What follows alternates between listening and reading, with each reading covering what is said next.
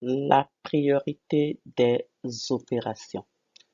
On entend par opération la parenthèse, l'addition, la soustraction, la multiplication et la division.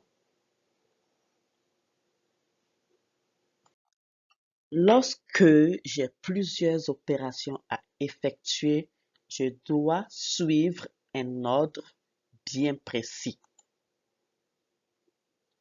Je commence en premier par la parenthèse. Je vais calculer ce qui se trouve dans la parenthèse.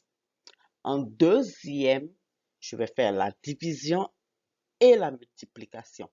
Si j'ai la division et la multiplication ensemble, je vais commencer par l'opération qui se trouve à ma gauche. Si la division se trouve à ma gauche, je commence par la division. Si la multiplication se trouve à ma gauche, je commence par la multiplication.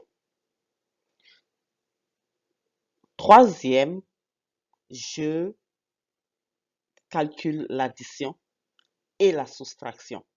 Si l'addition se trouve à ma gauche, je commence par l'addition. Si la soustraction se trouve à ma gauche, je commence par la soustraction. Voici un exemple. 3 fois 8 divise 2. Je vais appliquer l'ordre des opérations. Je regarde étape 1. Est-ce que j'ai une parenthèse? Non, je n'ai pas de parenthèse. Étape 2. Est-ce que j'ai une division et une multiplication? Oui, j'ai la division et la multiplication. Je me rappelle, quand j'ai la division et la multiplication en même temps, je dois commencer par l'opération qui se trouve à ma gauche. Je vois que la multiplication se trouve à ma gauche, alors je vais commencer par calculer la multiplication.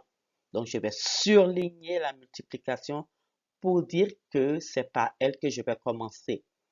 3 fois 8 divise 2. Je calcule 3 fois 8 égale 24. Et je recopie l'autre terme qui est le divise 2. Et je peux calculer maintenant la division. 24 divise 2 égale 12. Un autre exemple. 10 moins 8 plus 7. Ici, je n'ai pas de parenthèse, je n'ai pas de division, je n'ai pas de multiplication. J'ai l'addition et la soustraction. L'addition et la soustraction sont au même niveau. Alors, je commence par quelle opération? Je me rappelle, je vais commencer par l'opération qui se trouve à ma gauche. La soustraction se trouve à ma gauche. Alors, je vais commencer par la soustraction. Donc, je vais surligner la soustraction pour dire que c'est par elle que je vais commencer. 10 moins 8 plus 7. Alors, je vais effectuer la soustraction. 10 moins 8 me donne 2 et j'ajoute l'autre terme plus 7. 2 plus 7 égale 9.